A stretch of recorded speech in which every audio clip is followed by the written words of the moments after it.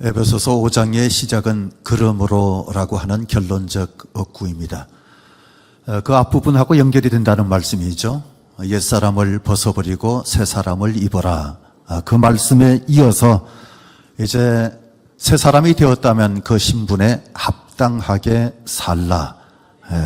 거기에 대한 말씀이 이어지는데 새사람, 좀 품격이 달라진 정도가 아니다라는 말씀을 드렸습니다. 새 사람이라고 하는 것은 완전 딴 사람이 되는 거다. 그런 말씀을 드렸죠. 닉슨 전 미국 대통령의 보좌관이었던 찰스 콜슨이라고 하는 분이 계신데 이분과 같이 변화되는 것, 이게 완전 딴 사람 되는 것이 아닌가 싶습니다. 정치 권력을 누렸던 찰스 콜슨, 머리가 아주 비상하고 지독하다 그런 평가를 받을 정도로 냉철한 사람, 그 사람이 바로 찰스 콜슨이었습니다. 유명한 워터게이트 사건으로 말미암아 감옥에 갇히게 되었는데 수년 동안 수감 생활을 하는 도중에 예수님을 영접하게 됐습니다. 예수님을 영접하고 난 다음에 이 사람이 완전 딴 사람이 되는데 남은 형기 7개월 동안 죄수들을 정말 사랑했던 사람, 죄수들이 가장 싫어했던 빨래를 자청해서 해준 사람, 다른 죄수들의 빨래를 해준 거죠. 뿐만 아니라 나는 일평생 죄수들을 위해서 살겠다, 그 결심을 하고 죄수들을 위해서 특별하게 교도소 선교회를 만들었던 분이 바로 찰스 콜슨입니다. 감옥 생활을 마치고 그분은 거듭남이라고 하는 책을 쓰셨습니다. 한때 미국 사회에서 커다란 화제거리가 됐었는데 이 책을 쓰고 또 좋은 일을 계속하다가 결국은 종교계의 노벨상이라고 불리는 템플턴상을 수상하게 됩니다. 그 수상에 대해서 어떤 기자가 그분을 이렇게 평가를 했습니다. 현재 미국의 가장 건강한 사상적 영향력을 끼치고 있는, 영향력을 행사하고 있는 저술가, 그리고 예수 그리스도의 복음을 통해서 가장 강력하게 영향을 끼치고 있는 전도자, 또 가난하고 억울한 사람들의 가장 따뜻한 이웃. 그러면서 그가 우리의 이웃이 되어 우리 곁으로 돌아왔다, 그런 표현을 썼습니다. 이분은 예수님을 영접하고 난 다음에 진짜 하나님의 자녀답게 달라진 사람입니다. 사랑을 실천하면서 살았던 사람. 오늘 본문 1절과 2절 말씀에 보시면 그러므로 사랑을 받은 자녀같이 너희도 하나님을 본받는 자가 되고 그리스도께서 너희를 사랑하신 것 같이 우리가 하면서 살아야 할 것을 말씀하고 있는데 이게 단순한 윤리 규범을 제시하는 것이 아닙니다. 이것은 그리스도의 사랑을 본받아 삶에서 실제로 사랑 안에서 행하는 삶을 살아야 한다, 그걸 강조한 것인데 오늘은 에베소서 20번째 시간 사랑 가운데서 행하라 라고 하는 제목으로 말씀을 나눕니다. 은혜 되시기 바랍니다. 첫째는 하나님을 본받아. 영국의 소설가 서머싯 몬이라고 하는 사람의 대표작 달과 육펜스, 내용도 내용이지만 제목 자체를 통해서 우리에게 시사해 주는 바가 있습니다. 육펜스, 영국의 화폐 단위 중에서 가장 작은 단위, 육펜스. 달은 가장 고상한 것의 상징, 그렇게 사용을 한 건데 저급한 것의 대명사 육펜스, 그리고 달. 우리가 이 땅을 살아가면서 어떤 삶을 살고 있느냐, 이 제목 자체가 묻는 거예요. 달처럼 뭔가 고상한 삶을 사느냐, 아니면 육펜스처럼 저급한 삶을 사느냐, 어떤 삶을 살고 있느냐, 그걸 묻는 거예요. 육펜스처럼 싸구려 인생이 되면 안 되지 않겠느냐, 달처럼 좀 그런 고상한 사람이 되어야 되지 않겠느냐. 그런데 무엇을 보고 사느냐에 따라서 인생이 달라집니다. 무엇을 보면서 사느냐, 무엇을 추구하느냐, 거기에 따라서 인생이 달라지는데 특별히 우리는 누굴 본받으며 살아야 할 것인가, 거기에 오늘 초점을 맞추는 겁니다. 1절 말씀에 그러므로 사랑을 받는 자녀같이 너희는 하나님을 본받는 자가 되고, 하나님을 본받는 자 미메타이라고 하는 헬라어인데 여기서 영어 미메시스가 나왔습니다. 모방한다, 따라한다, 뭐 이런 의미가 있는 것인데, 바울이 제시하고 있는 모방의 대상은 하나님입니다. 여러분 좀 너무 어마어마한 분 아닙니까? 어떤 사람을 따라하는 건 가능하겠지만 우리가 하나님을 따라한다, 모방한다, 이게 과연 가능한가라는 생각이 들 수 있는 엄청난 선언을 한 겁니다. 이건 헬라의 그 어떤 철학적 배경을 가지고 이 말을 한 건데, 플라톤 철학에 보면 세상을 이분법으로 나눕니다. 위의 세상이 있고 아래 세상이 있습니다. 위의 세상은 보이지 않는 세상이지만 이데아의 세상, 영원한 세상입니다. 반면에 아래 세상은 현상 세계를 말하는 것인데, 변하는 세상, 영원하지 않습니다. 위의 세상 같은 경우는 그야말로 실제라고 한다면 아래 세상은 그림자에 불과한 것이다. 그게 바로 플라톤 철학인데, 위의 세상이 실제 영원한 것이기 때문에 그 이데아를 모방하는 것이 중요하다는 거예요. 모방을 하면 할수록 우리가 점점 더 실제에 가까운 삶을 살 수 있다. 뭐 그렇게 말한 거예요. 철학이니까 조금 이해가 안 되더라도 그냥 눈 감지 마세요. 그러니까 우리가 열심히 이데아 중에 이데아가 바로 하나님이시잖아요. 하나님 그러면 금방 알아들으시잖아요. 그렇죠? 하나님을 따라하면 되는 거다. 하나님의 마음을 품으면 되는 거다. 하나님의 말씀을 지키면 되는 거다. 그렇게 생각하면 돼요. 마음이 같아지면 닮았다 그러잖아요. 그죠? 또 하나님의 행하는 것이 무엇인지를 알고 무엇을 강조하고 있는지를 알고 살아가면 작은 하나님처럼 그렇게 사는 것 아니겠습니까? 닮아가는 거예요. 닮아가는 것. 우리가 꼭 하나님을 본받았으면 좋겠다. 이게 바로 사도 바울의 생각이었습니다. 하나님이 어떤 분이십니까? 하나님 대단한 분이시죠. 인격, 거룩, 사랑, 자유, 지식, 그 어떤 면에서든지 그야말로 우리의 상상을 초월하시는 분, 모든 것을 능가하시는 분. 그러면서 사람들은 하지 못하지만 하나님은 성취하시는 분. 예수님이 바로 그런 분이시거든요. 예수님은 능가하시는 하나님, 초월하시는 하나님, 성취하시는 하나님이신 거예요. 그게 복음서에서 잘 드러난 거잖아요. 그런데 우리는 솔직히 그분 앞에만 서면 작아지는 거예요. 그렇죠? 그분 앞에만 서면 작아지는 거예요. 우리는 하나님 앞에 서면 먼지 같은 존재, 쓸모없는 존재, 어쩌면 이 정도밖에 안 될까 그 생각이 들 수밖에 없는 너무 부끄럽고 너무 초라하고 너무 형편없는 사람. 홍혜선이라고 하는 전도사가 2014년 12월에 남북 간에 전쟁이 난다고 예언을 한 적이 있었는데, 그때 사람들 중에 흔들리는 사람들이 많았습니다. 불발로 끝났는데도 불구하고 더 거품을 물고 뭘 그렇게 할 말이 많은지 그 말하는 것에 여전히 귀 기울이고 있는 사람들이 있다는 게 기가 막히죠. 어떤 장로님은 우리나라에 북한이 파놓은 땅굴이 40개가 있다, 막 그렇게 예언을 하고, 교회 다니면서 막 집회 중에 그런 예언을 하면 성도들은 아멘, 아멘 하면서 나라를 위해서 기도해야 된다고 걱정하면서 그렇게 지내는 경우들도 있었는데, 국방부가 아니라고 말해도 믿지를 않습니다. 믿지를 않아요. 사실은요, 40개가 아니라 제5 땅굴만 발견돼도 틀림없이 보도가 될 겁니다. 보도가 될 거예요. 물론 우리는 1974년 11월에 발견됐던 강원도 고성의 제1땅굴, 또 75년 철원 인근에서 발견됐던 제2땅굴, 그리고 78년 판문점 근처에서 발견됐던 제3땅굴, 90년대 양구에서 발견됐던 제4땅굴, 모두 다 위협적인 것은 틀림없습니다만 거짓 예언은 하면 안 되는 겁니다. 거짓 예언하면 안 돼요. 우리가 너무 잘 속는 경향이 있어요. 그래서 예수 믿는 사람들이 이단으로 너무 쉽게 넘어가요.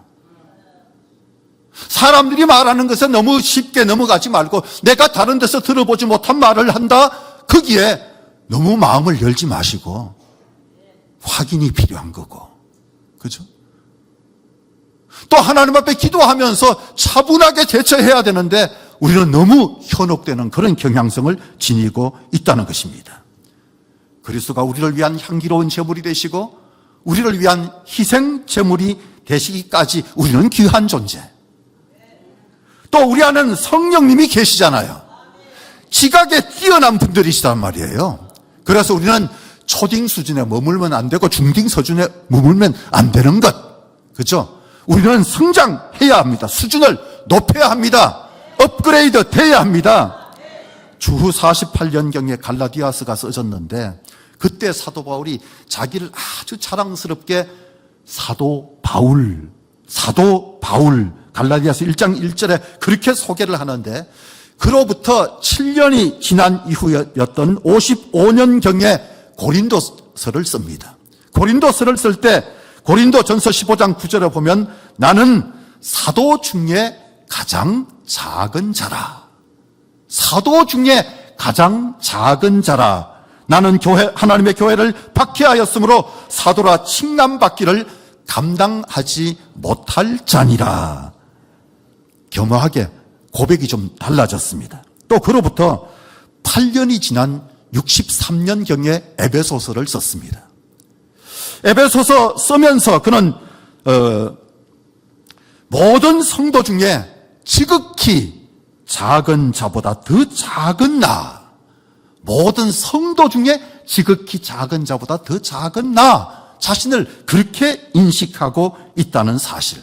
그리고 인생의 마지막 때와 가까운 65년경에 디모데서를 쓰게 되는데 디모데전서 1장 15절에 보면 죄인 중에 괴수, 나는 죄인 중에 괴수니라, 막 그런 고백을 합니다.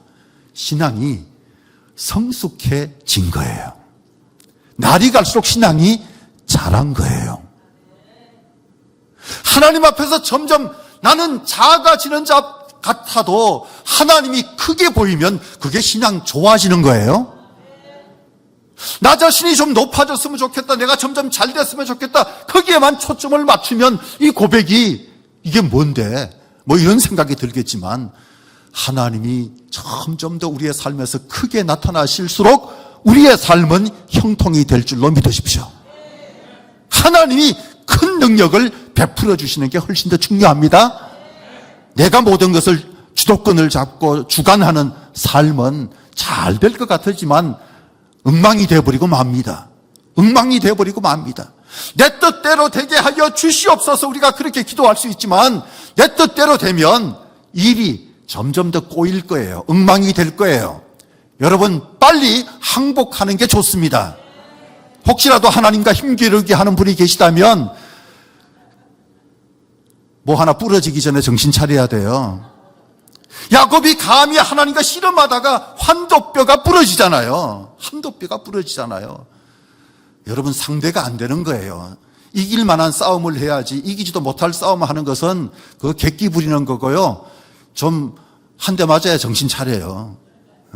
그거 자기만 손해해요. 코피 납니다. 잘못하면. 신앙생활 하면서 신앙이 잘하는 게 정상인데 제자리 걸음만 계속하면 그래도 괜찮지가 아니라 제자리 걸음을 계속하면 사람이 희한하게도 유치해지고요. 사람이 옹졸해지고요. 점점 사람이 오히려 이상해질 수 있다는 사실. 그래서 여러분 이 정도면 만족이야 그러지 마시고 금년내도 잘하시길 바랍니다. 잘해야 돼요. 지금 왜 아멘 안 하는 분은 왜 아멘을 안 하시는 거예요? 우리의 신앙이 자라야 되는 거예요. 그런데 여기에 노력한다고 해서 뭐 막 잘하고 이러면 얼마나 좋겠습니까만 그게 잘 안 돼요. 다만 사랑하면 닮아가는 거고요. 하나님을 사랑하면 하나님이 사랑해 주십니다. 하나님이 사랑해 주셔요. 존경하고 사랑하면 나도 모르게 말투가 닮아지죠. 행동도 닮아가죠. 그리고 결국은 얼굴까지 닮아갈 수 있다는 사실. 꼭 우리가 하나님을 본받는 금년을 살아갈 수 있기를 바랍니다. 하나님을 본받아야 해요. 그 다음에 사랑 가운데서 행해야 하는 것은 주님의 명령입니다. 주님의 명령이에요. 2절 말씀, 그리스도께서 너희를 사랑하신 것 같이 너희도 사랑 가운데서 행하라. 사랑 가운데서 행하라. 사랑 가운데서 행하라. 사랑 가운데 행하는 게 좋아. 뭐 그런 얘기가 아니라 사랑 가운데서 행하라. 행하라. 이 세상을 살면서 무엇을 추구하면서 사느냐?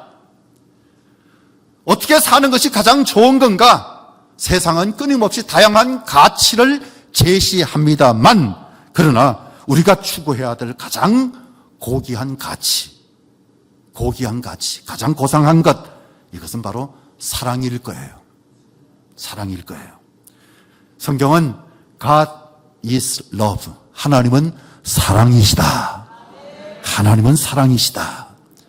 그러니까 불러도 대답 안 하는 그런 하나님 아니시고, 부르시면 응답하시는 하나님. 기도하면 하나님은 들으십니다. 도와주십니다. 내가 함께 할 것이다 말씀하시는 거예요. 성육신도 십자가도 다 사랑이잖아요. 다 사랑이에요. 우리는 하나님께로부터 무한한 사랑을 받은 하나님의 자녀입니다. 그렇다면 사랑이 우리의 존재 이유가 되어야 하고요.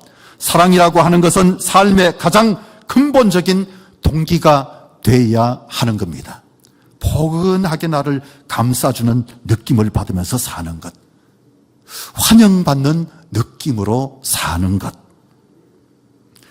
그리고 세상을 변화시키고 하나님께 영광 돌리는 진정한 능력. 사랑은 이제 우리의 전공이 되어야 합니다. 우리의 전공이 되어야 돼요. 어떤 교회 새로 부임한 목사님이 처음 설교를 사랑이라고 하는 주제로 설교를 했습니다. 교인들이 은혜를 받았어요. 근데 다음 주에 목사님이 또 사랑이란 주제로 설교를 합니다. 지난주에도 사랑이었는데 새로 오셔서 또 사랑이네? 그래도 은혜 받았어요. 근데 세 번째 주에 또 사랑으로 설교를 막 시작하십니다. 그래서 장로님이 벌떡 일어나셔서 목사님, 혹시 다른 주제의 설교는 없으세요? 하고 물었어요. 그랬더니 예, 제가 3주째 사랑으로 설교를 지금 하고 있죠. 그런데 우리 성도님들이 사랑을 실천하시면 제가 다른 주제로 설교를 할 겁니다. 여러분, 설교 듣고 난 다음에 설교 끝났네. 그리고 싹 잊어버렸다가 일주일 지난 다음에 맞아 에베소였지. 그러면서 에베소서를 다시 펼치고 또 들었다가 싹 잊어버리고. 혹시 그렇게 살고 있는 것은 아닌지요? 들은 말씀을 내가 삶의 현장에서 실천하겠다고 하는 자세를 반드시 지니면 하나님이 말씀의 능력을 경험하게 하여 주실 줄로 믿습니다. 맥스 비오봄이라고 하는 사람이 행복한 위선자라고 하는 소설을 썼는데, 조지 헬은 지옥이라고 하는 거잖아요. 조지 헬이라고 하는 사람은 아주 험상궂고 난폭한 사람입니다. 사람들이 그를 두려워해서 길에서 마주치는 것조차 싫어할 만한 그런 사람이었는데, 어느 날 세상에 저런 여자도 있나 할 만큼 너무 아름다운 여자를 보게 됩니다. 너무 순결하고 아름다운 제니 미어라고 하는 여인을 보는 순간에 뿅 갔어요. 그래서 그날부터 짝사랑을 시작합니다. 그리고 어찌하든지 저 여인하고 결혼을 해야 되겠다. 그래서 용감하게 그 여인에게 청혼을 했다가 거절당합니다. 제니 미어가 말하기를 저는 성자의 얼굴을 한 친절하고 상냥한 사람과 결혼하고 싶어요. 그러면서 거절을 한 거예요. 그런데 이 조지 헬이 포기하지 않습니다. 어떻게 결혼할 수 있을까 고민하다가 성자처럼 생기고 아주 인자하고 멋진 그런 가면을 뒤집어 쓰고 그리고 이제 청혼을 하는 거예요. 청혼을 하니까 자기가 원하는 사람이 앞에 나타났거든요. 그래서 두 사람이 결혼을 해서 알콩달콩 살아가는데 이 조지 헬이 그냥 가면만 쓰고 결혼한 것이 아니라 자기 이름도 조지 헬에서 조지 헤븐으로 바꿨어요. 지옥이 아니라 하늘나라로 완전히 바꾼 거예요.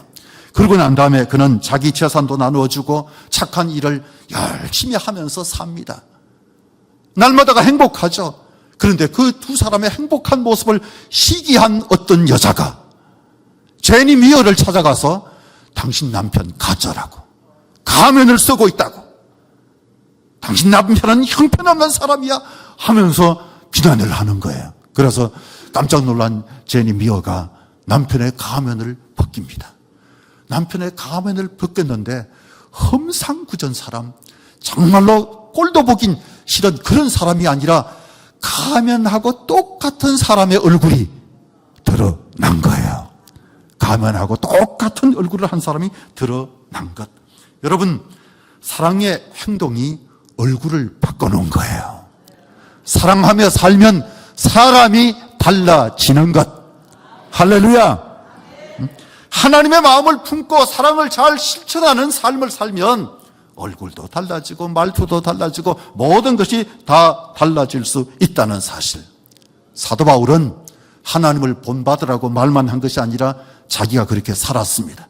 사도행전 20장 18절부터 35절 사이에 보면 내가 항상 여러분 가운데서 어떻게 행하였는지 여러분도 아는 바니 곧 모든 겸손과 눈물이며 유대인의 관계로 말미암아 당한 시험을 참고 주를 섬긴 것과 유익한 것은 무엇이든지 공중 앞에서나 각 집에서나 거리낌 없이 여러분에게 전하고 가르치고 내가 아무의 은이나 금이나 의복을 탐하지 아니하였고 여러분의 아는 바와 같이 이 손으로 나와 내 동행들이 쓰는 것을 충당하여 범사에 여러분에게 모본을 보여준 바와 같이 수고하여 약한 사람들을 도왔고 뭐 이런 얘기를 쭉 해나갑니다.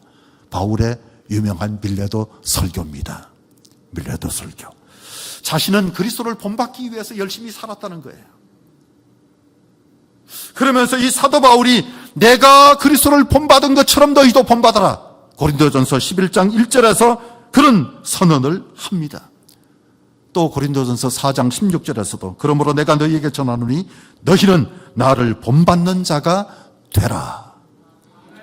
빌립보서 3장 17절에 형제들아 너희는 함께 나를 본받으라. 여러분 자녀들에게 이렇게 해야 된다 저렇게 해야 된다 많이 말씀해 보셨죠.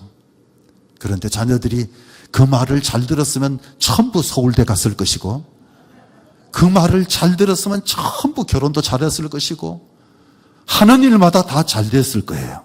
그런데 그렇게 되지 않은 이유가 뭘까요? 애들은요 말하는 대로 행동하는 게 아니라 본대로 행동합니다. 본대로. 그러니까 나는 열심히 말해줬지만 도대체 말귀를 알아듣지 못하고 도대체 어쩌면 저럴 수가 있나 그러는지 몰라도 애들하고 같이 앉아서 책을 보는 게 중요하고요. 애들 앞에서 말투도 바꾸는 게 중요하고요. 애들 앞에서 먼저 본이 되는 것이 중요한 것. 본이 되는 것이 중요한 것. 예수 믿으면 행복하다고, 예수 믿으면 즐겁다고, 예수 믿으면 만사 형통하다 그러면서 오만상을 찌푸린 그 모습을 보면서 애들은 실망한 거예요. 그저 실망한 거예요. 믿어봐야 소용없구나. 그런 생각을 하지 않겠습니까? 우리가 하나님을 본받고 사도들을 잘 본받아서 정말 사랑 가운데서 잘 행하는 그런 사람들이 다 될 수 있기를 바랍니다. 세 번째는 거룩한 모습으로. 이 당시 에베소는요 소아시아의 주요 도시였습니다. 그리고 로마 제국의 주요 행정 중심지였습니다. 뿐만 아니라 아데미 여신의 숭배의 중심지이기도 했습니다. 아데미 여신의 숭배의 중심지, 우상 숭배와 미신, 그로 말미암은 도덕적 타락, 또 부패, 이런 것으로 만연한 곳이 바로 에베소. 바울은 사랑과 상반되는 모든 죄악을 멀리하고 하나님의 거룩한 백성으로 자기 정체성을 잘 지켜 나가야 한다. 그걸 강조한 건데, 사랑 가운데 생하라 그러면서 한 가지 더 말한 것이 거룩입니다. 거룩. 무엇보다 우리 마음이 거룩하기를 바랍니다. 우리 마음이 거룩해야 돼요. 마음가짐이 본이 되고, 마음은 다른 사람의 마음으로 이어질 수 있는 것이기 때문에 굉장히 중요한 거예요. 여러분, 개를 막 부드럽게 이렇게 쓰다듬어 주면서 I hate you, I hate you 그러면서 이렇게 만져줘 보세요. 나 너 미워해 그거거든요. 나 너 미워해 그러면서 막 이렇게 부드럽게 쓰다듬으시면 개가 꼬리치며 좋아할 거예요. 그런데 강한 통으로 I love you 개에게 그렇게 하면 물리는 수가 있습니다. 그죠? 물리는 수가 있어요. 그러니까 말하는 게 전부가 아니에요. 얼굴빛이 중요하고요, 말투가 중요한 거예요. 이 시간에 아직도 얼굴빛이 발광이 안 되는 분들은 발광하시기 바랍니다. 저 권사님 발광하네 한번 해보세요. 빛이 나야 돼요. 얼굴 바꿔야 돼요. 바꿔야 돼요. 얼굴빛이 중요한 거예요. 여러분, 우리 집은 왜 자꾸 하초가 죽을까? 그런 사람들은 회개해야 합니다. 하초가 자꾸 죽는 집은 회개해야 돼요. 자기가 도끼를 품은 말을 많이 하고 도끼를 품고 삶을 살면 하초가 빨리 죽는데요. 부부 싸움을 하고 하초를 만지면 하초가 죽는다는 말이 있습니다. 믿거나 말거나.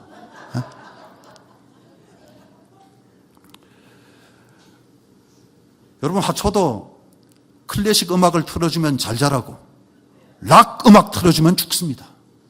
그래서 락 음악 틀어주면 죽어요. 알아서 해야 합니다. 거룩이 중요합니다. 말하는 것도 거룩해야 되고, 그 거룩이 희한하게 사랑하는 성도 여러분, 꼭 이런 건 아니에요. 꼭 이런 거. 오늘 또 여러분에게 하나님의 자비하심이 그저 충만하시기를 축원합니다. 축원합니다. 막 이러면 소화가 잘 안 되는 분들이 계실 수 있어요. 바울은 3절 이하에서 여러 종류의 패덕들을 언급하고 있는데 3개씩 묶었어요. 3절에서 음행, 온갖 더러운 것과 탐욕, 그리고 4절에서는 누추함, 어리석은 말, 희롱의 말, 이렇게 묶었고요. 5절에서는 다시 음행하는 자나 더러운 자나 탐하는 자로 묶었습니다. 사랑의 본질은 거룩인데, 사랑의 본질은 순결함인데, 그걸 훼손시키는 것들,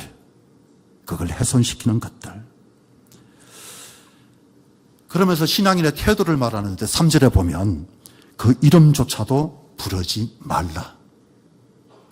4절에서는 뭐라 그랬어요? 감사하는 말을 하라. 감사하는 말을 하라. 품격이 있는 언어가 중요합니다. 품격이 있는 언어가 중요해요. 여러분, 부정적인 말은 버리십시오. 비방하는 말도 버리십시오. 상처 주는 말도 버리십시오. 금년에 또 선거가 있는데 정치적인 말도 교회에서는 버리십시오. 목장에서도 하지 마세요. 어떤 목장에서는 정치적인 말 때문에 시험 든 사람이 있었대요. 그러니까 그 시험 드는 사람이 사실은 정치적인 사람이긴 한데 시험 드는 사람이 정치적인 사람일 수도 있는데, 그러나 정치적인 말을 해서 시험 들게 한 것도 문제가 있는 거니까 그런 말을 금년에 우리가 되도록이면 하지 않도록 해 주시기를 바랍니다. 잘못하면 영적 분위기가 손상되기 때문에, 깨질 수 있기 때문에, 사랑의 공동체가 깨질 수 있는 것이기 때문에. 영국 의회에서는 절대 저속한 말, 남을 비방하는 말을 할 수 없대요. 수준 높은 거죠. 수준 높은 거죠. 그런 의회가 되면 얼마나 좋을까요? 바울은 특별히 우리가 좀 교회에서 사용하는 말이 달라야 되지 않겠는가, 그런 생각을 했던 것 같아요. 그가 강조한 것은 감사하는 말을 하라. 감사하는 말을 하라. 옆 사람 한번 보시면서 감사 한번 하세요.